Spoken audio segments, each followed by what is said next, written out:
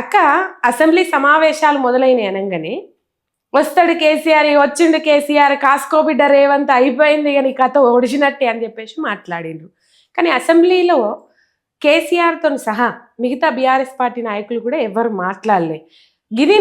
గీదానికే ఎందుకు ఇంత soap top చేసిండ్రు, ఎందుకు ఇంతగానో హడావిడి చేసిండ్రు, ఏమైనా మాట్లాడతాడు కావచ్చు అని చాలా మంది అనుకున్నారు. ప్రెస్ మీట్లో మాట్లాడారు, అసెంబ్లీలో మాట్లాడలేదు. ఏం చెప్తావక్క? ఇప్పుడు కేసీఆర్ గారు రాలేదు అంటున్నారు కదా. వచ్చి కేసీఆర్ గారు గంటన్నర సేపు ఏం చెప్పాలి, తెలంగాణ ప్రజలు ఎట్లా ఆగమవుతున్నారు, తెలంగాణ ఏ విధంగా ఆగం చేస్తున్నాడో ప్రజలకు కొట్టినట్టుగా మీడియా ముందు చెప్పడం జరిగింది. ఆ మీడియా ప్రతి ఒక్కరు, ఆ సమావేశం ప్రతి ఒక్కరు ప్రజలు వినడం కూడా జరిగింది. నీళ్ల విషయం కానివ్వండి, కాంగ్రెస్ మోసాల విషయం కానివ్వండి, ఈ 2 ఏళ్ల పొద్దు అన్నారు కదా, 2 ఏళ్లు పొద్దు గూకింది ఆల్రెడీ. మళ్ళా కొత్త పొద్దు 3 ఏళ్ల పొద్దు కూడా స్టార్ట్ అయిపోతుంది. ఈ 3 ఏళ్ల పొద్దులో కూడా రేవంత్ రెడ్డి 420 హామీలు, 6 గ్యారంటీలు బూడెల పోసిన పన్నీర్ లెక్కనే ఉన్నాయి తప్ప ఇంకెక్కడ లేవనేసి చెప్పిండు. ఒక్కొక్కటి అమలు చేసుకుంటా పోతున్నాం అని అంటుండ్రు కదా అక్క. ఒక్కొక్కటి ఏ విధంగా అమలు చేసిర్రు, ఎక్కడ అమలు చేసిర్రు, ఎవరికి అమలు చేసిండ్రు? రైతు భరోసా ఇచ్చిండ్రా? 3 పంటలకు ఎగ్గొట్టిండ్రు.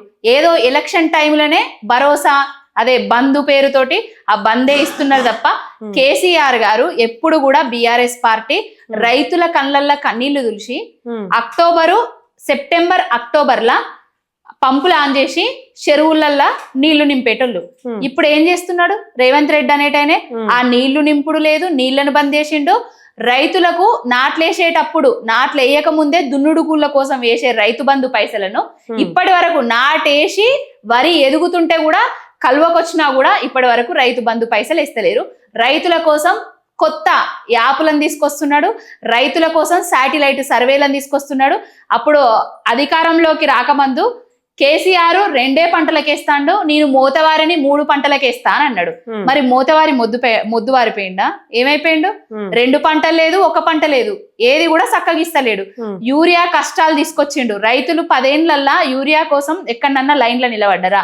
కేసీఆర్ గారు బీఆర్ఎస్ పార్టీ అధికారంలో ఉన్నప్పుడు ఆటో అన్నకు డబ్బులు ఇస్తే యూరియా ఫర్టిలైజర్ షాపుల దగ్గరికి పోయి యూరియా బస్తాలు తీసుకొని పొలం కాడేసేటోళ్ళు. ఆ పరిస్థితి ఇప్పుడు కనబడుతుందా? యూరియా కోసం యాపులు, రైతు బంధు, అదే రైతు భరోసా కోసం మళ్ళోసారి జిరాక్స్ సెంటర్లల్లా, మళ్ళోసారి అక్కడెక్కడికో పోయి ఎంఆర్ఓ దగ్గర అప్లికేషన్లు పెట్టుకున్నాడు. ఏంది తెలంగాణ ఆగమైపోతుంది. 2 ఏళ్ల పొద్దులా ఎంత అస్తావ్యస్తం చేయన్నో, ఎంత దిగజార్చాలనో తెలంగాణను ఆ విధంగా దిగజార్చేసిండు రేవంత్ రెడ్డి అనేట. ఇప్పుడు ఆగం కావడానికి అప్పుడు కేసీఆర్ కారణం అంటుండు కదా. అప్పుడు మరి ఆగం కాలేదు ఎందుకు?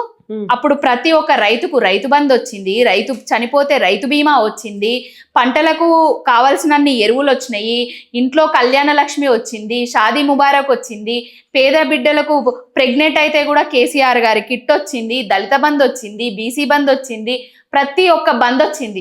ఇప్పుడు బంధువులన్నీ బంద్ అయిపోయి 3 లక్షల కోట్ల అప్పులు చేసి ఎవరి బంధిస్తున్నాడు రేవంత్ రెడ్డి? ఓన్లీ ఢిల్లీ వాళ్ళకు బంధు పంపుతున్నాడు, కప్పం కడుతున్నాడు తప్ప ఇంకొకటి లేదు. తెలంగాణ మన నీళ్లు మనకే, మన నిధులు మనకే, మన నియామకాలు మనకే అనేసి కేసీఆర్ గారు ఏదైతే ట్యాగ్ లైన్ వేసుకున్నాడో ఆ ట్యాగ్ లైన్ మీదనే పనిచేసిండు.